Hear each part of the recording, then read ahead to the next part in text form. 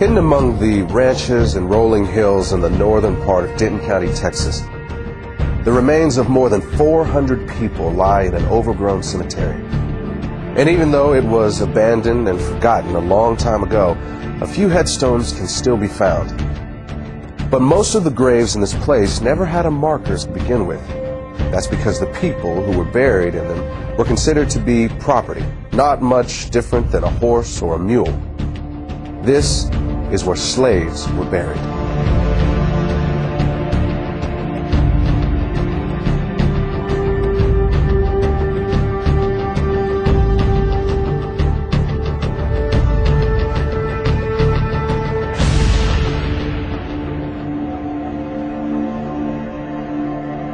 Hello, my name is Marcus Lloyd. And I'm Michelle Renee. We thank you for joining us. If you are African American, you and I will always be connected to the people whose bodies lie in that cemetery. Our ancestors may have worked alongside of them in the same cotton fields. They could have been bought and sold at the same auction houses or had chains hammered around their necks by the same overseer. Some of them may have even been hunted down by the same slave catcher or whipped by the same master. For almost 250 years, our people were held in bondage. And today, this period of history has come to be known by an ancient Swahili word. It's called the Maafa. And it began when the first Africans were shackled to the bottom of a slave ship. But the irony is that it did not end when the slaves were freed. In fact, it hasn't ended yet. And as you're about to see, a hidden racial agenda is keeping the Maafa alive into the 21st century. What shall be done with the 4 million slaves if they are emancipated? This question has been answered and can be answered in many ways. Primarily, it is a question less for man than for God, less for human intellect than for the laws of nature to solve. Our answer is, do nothing with them. Mind your business and let them mind theirs. Your doing with them is their greatest misfortune. They have been undone by your doings, and all they now ask and really have need of at your hands is just to let them alone. Frederick Douglass, 1862. It is the stupidity of man to think that he can do evil, even some monstrous evil, and it won't have any backlash on himself. But of course, it seldom works that way, and the moment he figures that out, he starts looking for a way to avoid the repercussions of what he's done. This is what happened with slavery. In the early 1800s, as it began to look like the end of slavery might be on the horizon, white America started to be concerned that a day of reckoning was coming. The primary fear for the average person was of retribution and insurrection, and that was a reasonable fear. After all, it's illogical to think that you can do to a whole group of people what was done to African Americans and think that they will just take it lying down forever. And of course there were things like the Nat Turner uprisings. But for the wealthy elite, their fears went beyond things like insurrection. They were worried about the financial impact. Remember, it was not just the cotton plantations that profited from slavery. Whether you're talking about the banks or the insurance companies, the railroads, even the newspapers, the fact is that almost every aspect of the American economy was at some level or another invested in the slave business. You also need to recognize that for the wealthy elitist who controlled this system, slaves were an asset as long as they were slaves. But at the moment they are set free, they become a liability. And what the elite knew was that the end of slavery would instantly release 4 million people into the economy who had been kept uneducated and effectively unemployable anywhere but the cotton field. And what they were concerned about was that this was going to bankrupt the American economy. Taxes were going to go through the roof to take care of these people. Crime was going to be rampant. The prisons were going to be flooded. There was going to be this population overrun. And in the North, the biggest fear was migration from the South of these black people. The other fear that these people had was intermarriage between blacks and whites would lead to a loss of racial purity. The question was, what were they going to do about it? And their initial thought was that they would just send all the slaves back to Africa. This plan was called colonization, and it had broad support among the wealthy elite. In fact, the American Colonization Society was even funded by the United States Congress.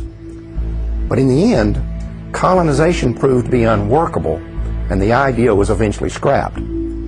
But about that same time, a new philosophy was emerging in the world. It was called eugenics, and for some, it seemed like the perfect solution to what had become known as the Negro dilemma.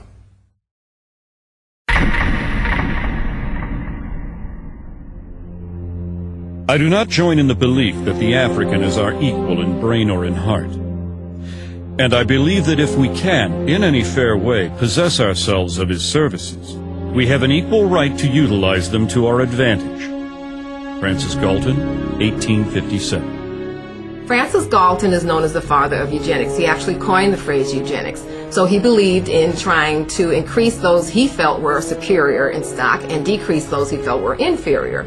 Francis Galton came from a very wealthy family, a family that made its wealth from the slave trade. And what a lot of people don't know is that Francis Galton was a cousin to Charles Darwin. Francis Galton took Charles Darwin's philosophies and ideas and thoughts, and he actually put them into practice, and that's what we know today as eugenics. Eugenics and evolution are related in that they both see what they consider to be the highest form of primate, such as the gorilla, as almost indistinguishable from what they consider the lowest form of human, the African and the Aborigine. At some future period, not very distant as measured by centuries, the civilized races of man will almost certainly exterminate and replace the savage races throughout the world. The break between man and his nearest allies will then be wider, for it will intervene between man and a more civilized state, and some ape as low as a baboon, instead of as now between the Negro or Australian and the gorilla. Charles Darwin, 1890. Charles Darwin is very well known for writing The Origin of Species in the 1800s. This book gave rise to evolutionary theory. What people don't know is that there was actually a longer original title to this book, and that was On the Origin of Species by Means of Natural Selection, or the Preservation of Favored Races in the Struggle for Life. Now, copies and editions that they made afterwards eliminated that phrase about the favored races. Evidently, they understood then that it was politically incorrect. Some may defend Francis Galton because eventually that he rejected slavery, but they do point out that all of his wealth did derive from the slave trade, but also it needs to be known that he, as well as other eugenists, did not reject slavery until after it had ended, and they could not any longer exploit blacks legally. So at that point, it would have been quite easy for he and his cohorts to reject slavery.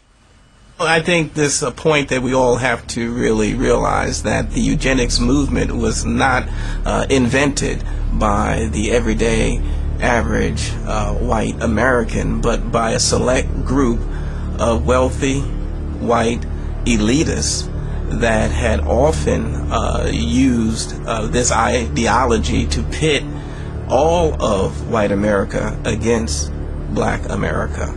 And so we see that indeed that truly is the case even to this day. Average Negroes possess too little intellect, self-reliance, and self-control to make it possible for them to sustain the burden of any respectable form of civilization without a large measure of external guidance and support. Francis Galton, 1873. Eugenicists believed that Africans were inferior not just mentally but physically, and that left to themselves, left alone, they would not make it. The problem is, it didn't work. With that failure, the eugenicists moved on to what is known as positive eugenics. In positive eugenics, the eugenicists wanted the white population to reproduce, to have so many children that it overwhelmed the black population. But that didn't work either. Next, they moved on to what they called negative eugenics.